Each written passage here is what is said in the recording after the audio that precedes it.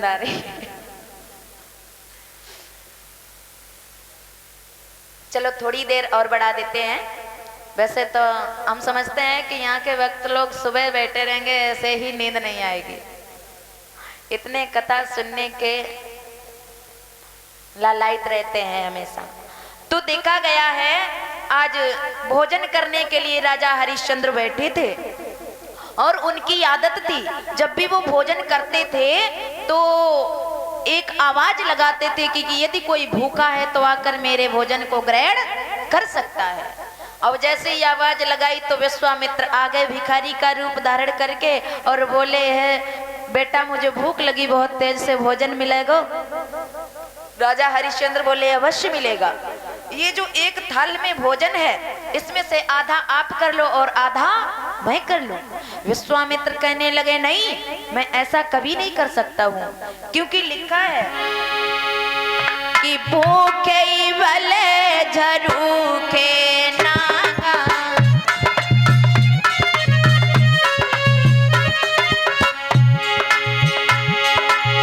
भूखे भले झरूखे नागा, भूखे भले पीर भली फूटने करे माला।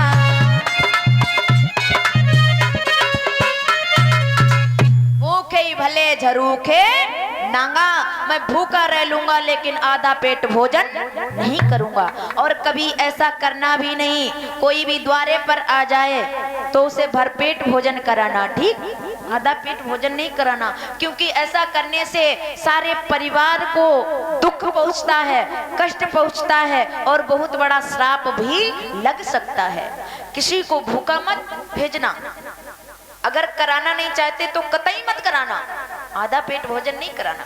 तो देखा है जैसे ही कहा तो विश्वामित्र से राजा हरिश्चंद्र बोले महाराज ऐसी ही बात है तो लीजिए सारा भोजन आप ही कर लीजिए।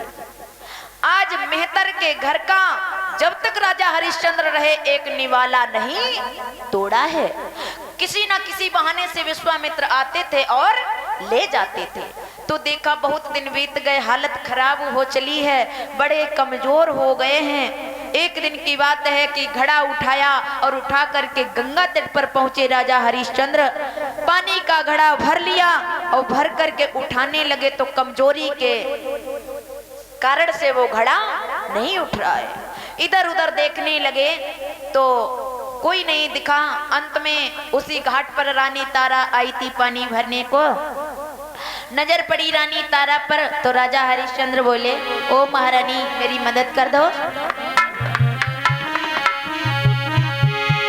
कि अरे रोहित की माई प्यारी उठवाए दो मोको नीर।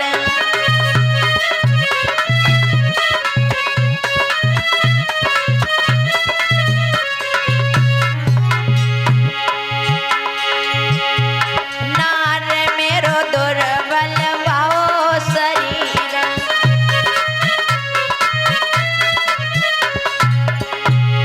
उठत नाई गड़ा भरो जो नीर।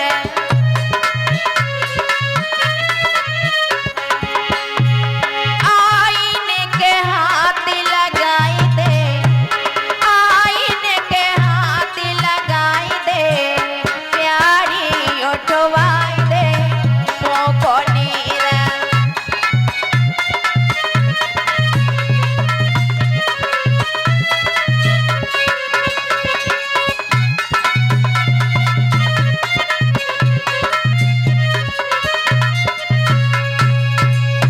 थोड़ा सहारा दे दो मेरा घड़ा उठ जाए। रानी ने देखा ये तो मेरे स्वामी हैं, तुरंत जवाब दिया। महारानी ने बोले क्षमा करो स्वामी, क्योंकि मैं बेबस हूँ। सुनिए कि पिया भरते मेहतर का पानी, घड़ा छूने के काबिल नहीं है, वो घड़ा छूने के काबिल नहीं है।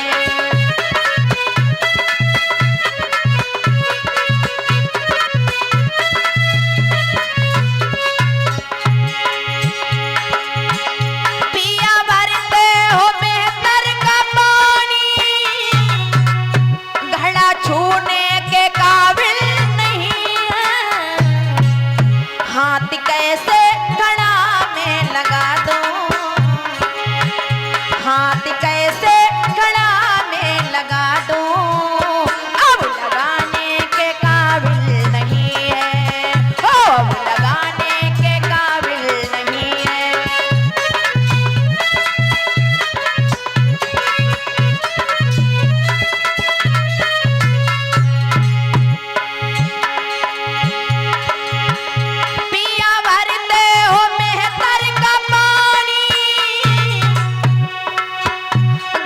छूने के काबिल नहीं है, हाथ कैसे गला में लगा दूं, हाथ कैसे गला में लगा दूं, अब लगाने के काबिल नहीं है, हो अब लगाने के काबिल नहीं है, हाय अब लगाने के काबिल नहीं है।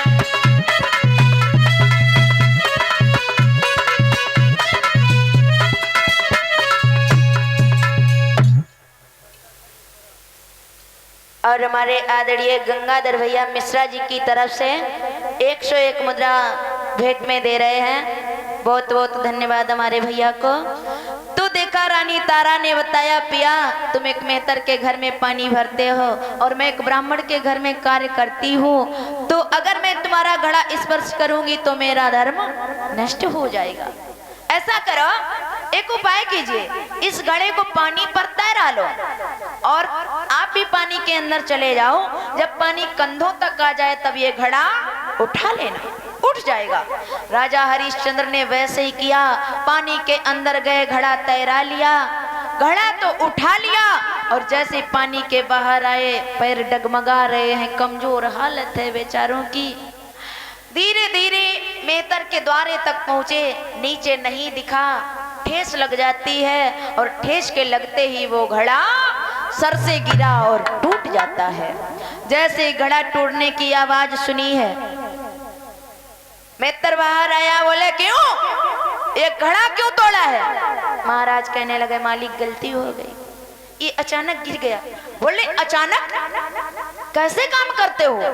इतने दिन से मैं इतना भोजन देता रहा और तुम खाते रहे या कहीं फेंकते रहे हो? ये इतनी कमजोर हालत कैसे कर ली? महाराज कहने लगे, गलती हो गई महाराज, आज के बाद कभी गलती नहीं होगी। बोले गलती होगी तुझसे, इतना कीमती घड़ा तूने तोड़ दिया है, आज से तू मेरे घर का काम नहीं करेगा, जाकर के मरघट पर पहरा लगाएगा। राजा हरिश्चंद्र बोले, जैसी आज्ञा आपकी वैसे ही काम होगा मालिक। हाथों में लाठी ली और लेकर के मरघट का पहरा लगाने को चल देते हैं। देखिए किस्मत के खेल कैसे होते हैं, रंक से राजा और राजा से रंक बना देती है ये किस्मत। पता नहीं कहां से कहां लेकर के चली जाए इंसान को वो कभी भविष्य में सोच भी नहीं सकता है। वक्त की चोट बड़ी अनोखी होती है।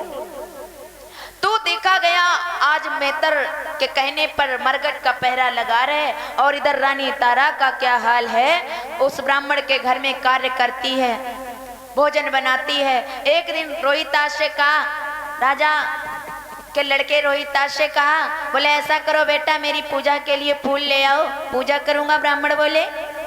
तो वो रोहितास हर्षित होकर के बगिया में पहुंचा और पहुंच करके फूलों को तोड़ने लगा, तोड़ तोड़ कर रखने लगा। इधर विश्वामित्र ने सोचा कि अभी मेरी परीक्षा पूरी नहीं हुई है।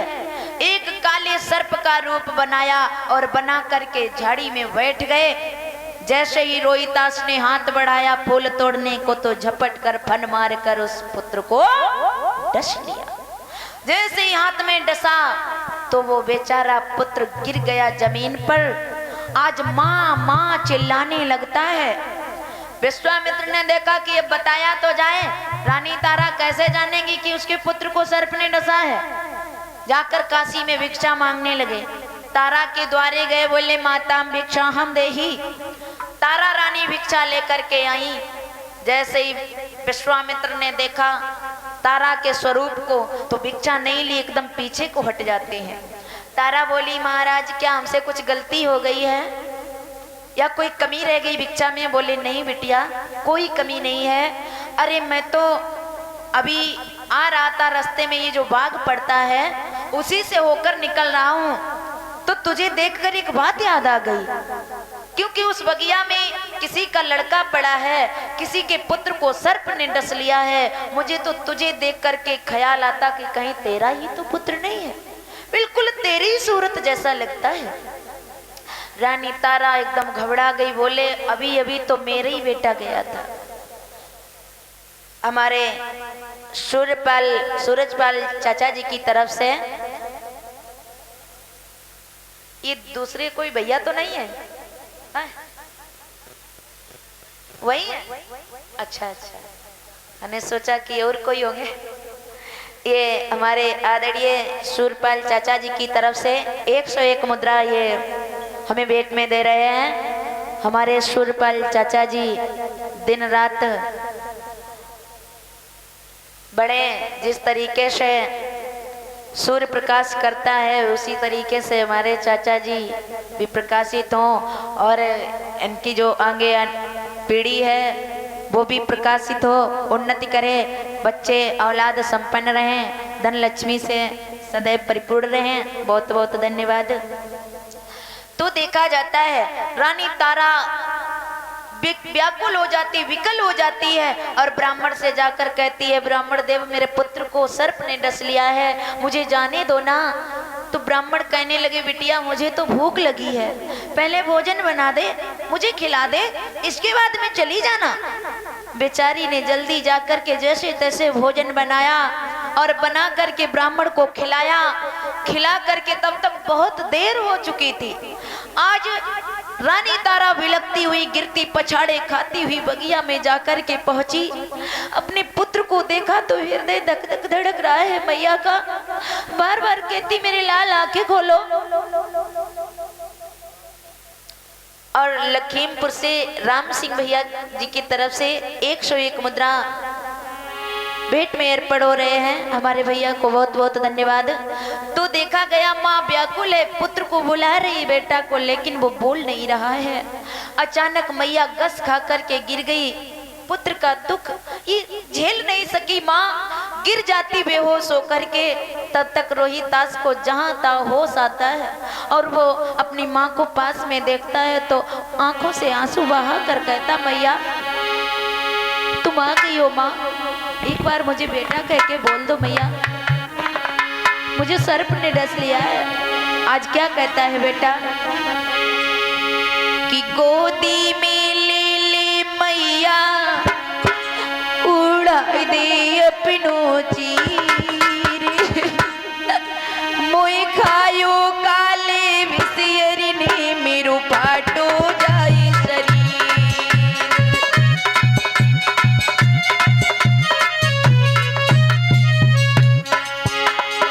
मैया मुझे काले सर्प ने डस लिया है और बहुत तेज से मुझे दर्द भी हो रहा है। एक बार तुम माँ कह करके बोल दो, बेटा कह के बोल दो।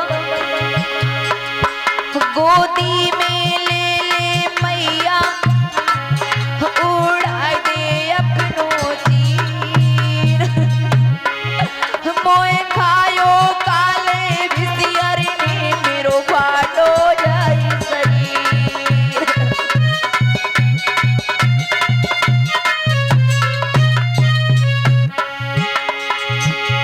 माँ हम भी प्रेम मैया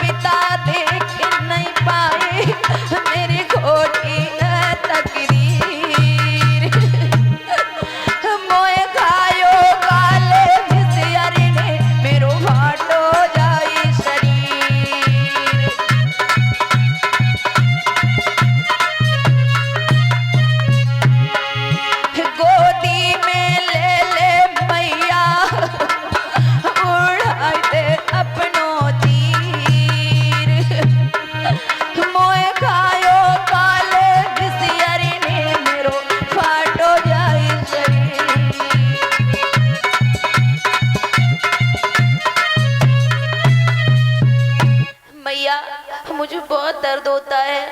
एक बार बेटा कह दो माँ मैं इस दुनिया को छोड़ करके जाने वाला हूँ मैया। आज बार बार जब कहा माँ नहीं बोली